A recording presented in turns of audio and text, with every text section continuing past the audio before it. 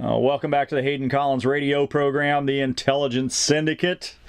It's time for the Roundtable, and we're starting this off this year. Now, first of all, let me put this out there. If you're high school or college years and you want to participate in the show, you have the opportunity. Email me at haydencollins or haydencollins.org or radioshow@haydencollins.org. And if you'd like to be an intern, we can push it from there and get an interview done. And you could be on the air, too. All right, joining me on the roundtable today, Rogan, introduce yourself. Hi, I'm Rogan Bowers, and I am a freshman at the University of Georgia. Oh, I'm sorry to hear that. Oh, I'm sorry. And Anthony.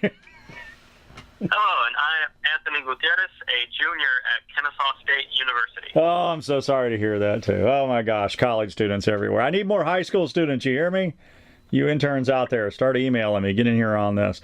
Okay, we were kind of batting things around, and we've changed the format of the show this time around. We're kind of doing 12-minute segments. So, Anthony, what is it? What are we hitting first? The freshman Democrats, right? Yeah, the question is, are freshman Democrats shaking things up too much or not enough? And we just got off of the shutdown. Oh, pop quiz, fellas. Do you know why the shutdown ended? There was an airport that completely shut down that basically twisted the arm of the U.S. government. That was part of it. Rogan, you got a guess? I have absolutely no idea. I just heard that they were going to come back to stuff again in like 3 years. Okay. It was because of tax collections. Okay. So they're going to shut down the government again until it's time to collect taxes again. And that happens about every 45 days. It's like, oh, God. All right, so freshman Democrats. Immediately comes to mind is Miss Cortez, but that's just me. All right, Rogan, what about freshman Democrats? Tell me about this. They shaking it up enough or not? Well, you just mentioned Mrs. Ocasio-Cortez, and, there's also such a thing as shaking it up too much, in my opinion. And so I think Cortez has been very active, especially when it comes to the millennial population in her district. And so she's definitely been shaking things up a lot and been responding well to the criticism, especially when they were making fun of her dance moves. But, if you get too feisty, then you just become this sort of, I wouldn't even know what to describe it, but how can you be taken seriously if all it is jokingly coming back at criticism? You can't really be seen as someone who's going to be making a compromise if all it is taking down the establishment. There's a lot of that she's complaining about, that the press is not treating her fairly. But as many times as she has misspoke and has little to no knowledge of what she's speaking about, and you may not be aware of this, but the Democratic Party is going to primary her. They're going to select somebody to run against her to get rid of her. It's just too embarrassing for them to deal with. That came out, I guess it was Wednesday, that they've already decided they're going to primary somebody against her. Anthony, what do you think? Just continuing off the AOC stuff, personally, I believe that every single politician, no matter what side of the aisle they are on, should be primaried. Alexandria Ocasio-Cortez was a part of two organizations, Brand New Congress and Justice Democrats, two progressive organizations that were created to primary these establishment centrist candidates, or Democratic politicians. And she knows that she's going to be primaried, and she agrees that she should be primaried. She does this because she knows exactly what she's doing. She knows that in order to continue getting the approval of her congressional district, she needs to keep on doing what she said she was going to be doing. And you can say all you want about her, but she is keeping her promises. That's integrity, and that's what the American people want. Yes, sometimes she claps back a little too much, but a freshman congresswoman who already has a seat on the House Oversight Committee, that shows initiative, and it shows that she's getting stuff done. So it has nothing to do with the selection process based on districts and money coming in? I mean, that plays a small role, but... Yeah, it plays 90% of the role. The reason she's gotten that seat in that committee is because the Democrat that held that seat prior to her was in there 40-plus years, and the money coming out of that district makes up 35% of the coffers for the DNC. So if she doesn't have a chairperson position, none of those people in that district are going to donate money because they don't feel that it's going anywhere. So don't add something to her that doesn't belong. She's in a seat position only because of the money that comes out of her district, nothing else. And the money is rollover from the guy that was there for 40 years. And it's just like Nancy Pelosi. Nancy Pelosi's in a safe jury-rigged district. Nothing's going to happen. She could kill a baby and nothing's going to happen. Okay?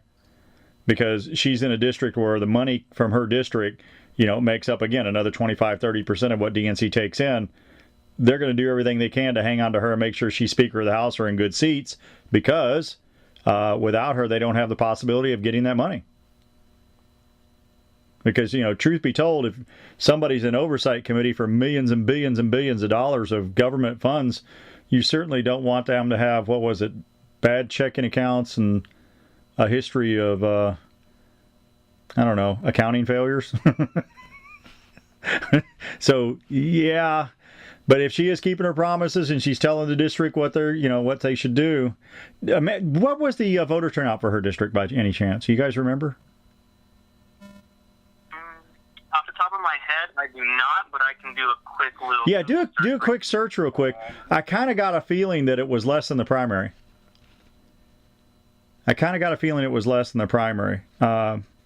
Which is kind of nuts. All right, what's the next question there, Anthony? All right, so the next question is it ever too early or too late to declare your candidacy for president? Ooh, wow. How many do we have now? 4 for Democrats?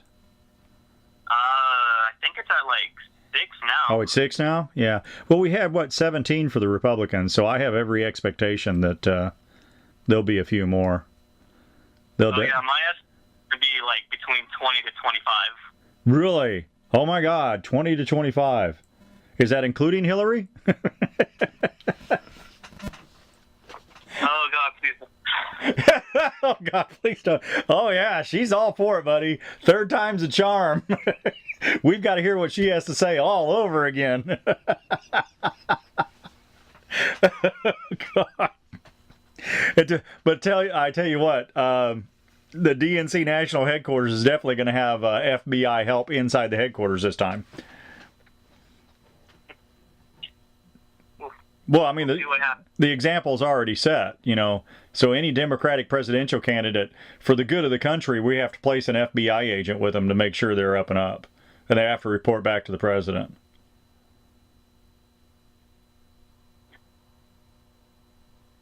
Okay. What do you mean, okay? You can't really nice response to it, so that's just my go-to. Is your go-to? Really simple, to the point, nice conversation ender. Uh-huh, yeah, okay. All right, so Rogan, did you find the number?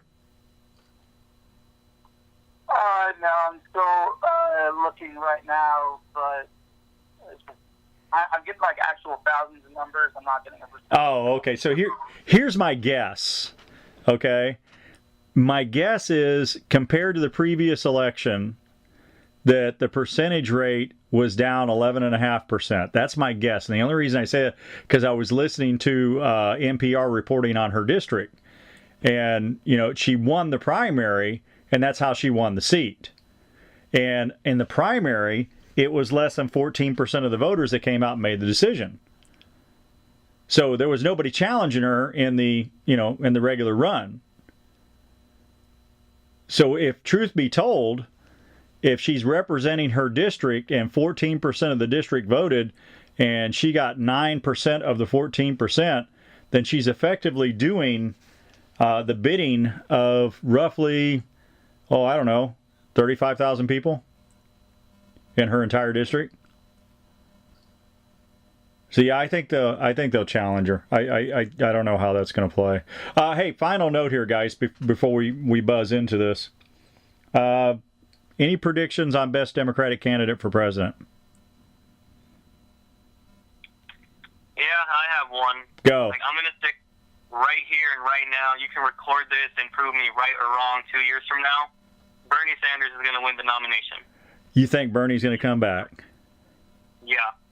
See, a year and a half ago when he stepped into Iowa releasing his new book, I knew he was running again. Man, I would have a tough time looking at Bernie now because his last comment on the DNC floor is his nomination for Hillary Clinton, and when they asked him about it, he goes, "This is the way it is. This is the world we live in." So he accepted the corruption. That would hurt me. I wouldn't even consider him after that point. Rogan, anybody? I mean, I kind of have to agree with Anthony here. I mean, you can say that he gave up, but the thing is that after a certain point, as you said, the system's corrupt. He accepted that, and he accepted that there's not much you can do at that point. But if he's coming at it again, I don't know if he's going to necessarily win the primary bid, but I could definitely see him being a major front runner. And I don't want to say anything unless he's going to be the most major bid, because there could be so many fish in the barrel that I can't count it all, you know? All right, so that's it. Bernie Sanders to watch. Got it. All right, we're at the end of our 12 minutes. This is our roundtable. We need more interns. We get 4 to 5 more interns. Guess what, guys? We'll go to a 22-minute roundtable. You will be on the air. In the meantime, it's cold outside. Stay warm. Be about it.